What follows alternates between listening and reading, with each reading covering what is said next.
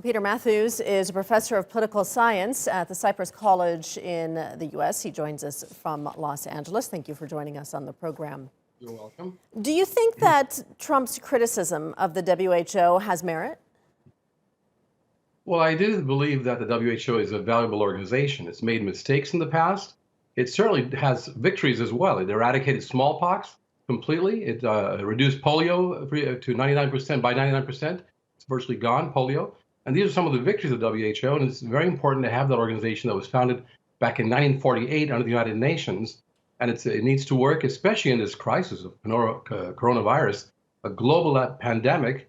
This is not the time to cut their funding or to eliminate it or to halt it. This is the time to actually encourage and look into what they've done proper and what they haven't done adequately, and to work with them. The U.S. needs to work with WHO to get this thing under control, because right now 1.9 million people are infected in the world with 119,000 deaths. And the U.S. has over 20,000 deaths right now. This is not the time to play those kinds of games. We have to really get serious about working together as a global community. The WHO is a big part of that.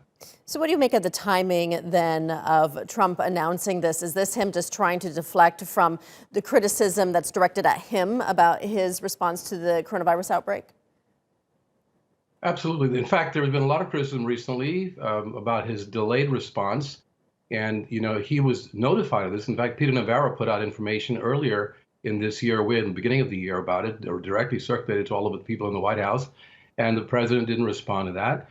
He had about 3 weeks in February. He could have taken action immediately. Let me give you one example. He actually invoked the Defense Production Act, which enables him, if he actually puts it into use, to force the American corporations to make and mass produce masks, equipment for medical workers, and to produce ventilators. He refused to do that. He said, we're going to let them do it voluntarily. And this was a very delayed response, and he's being criticized a lot for those kinds of things. And finally, he's come aboard and is doing the right thing now in terms of the distancing of the people and making Americans be really aware of the seriousness of this. But it's time to move forward together on this with the world community. And I do believe he's been trying to deflect some of the criticism that's been coming his way. Mm-hmm. The U.S. is the largest funder of the WHO. Where do you think we'll see cuts if it comes to that? Is this going to affect healthcare workers out in the field? Absolutely, and that's the problem, because when WHO did have a problem way back with Ebola, they had a delayed response to that. Part of it has to do with bureaucracy, but also they were underfunded and overstretched. That was proven.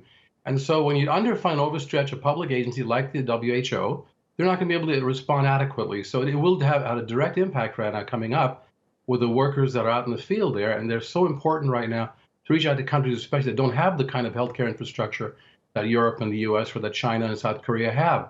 So we have to really support the WHO. And I think the president should really come aboard and not halt their funding at this crucial time. All right, we're going to leave it there. Peter Mathews, thank you so much for your time.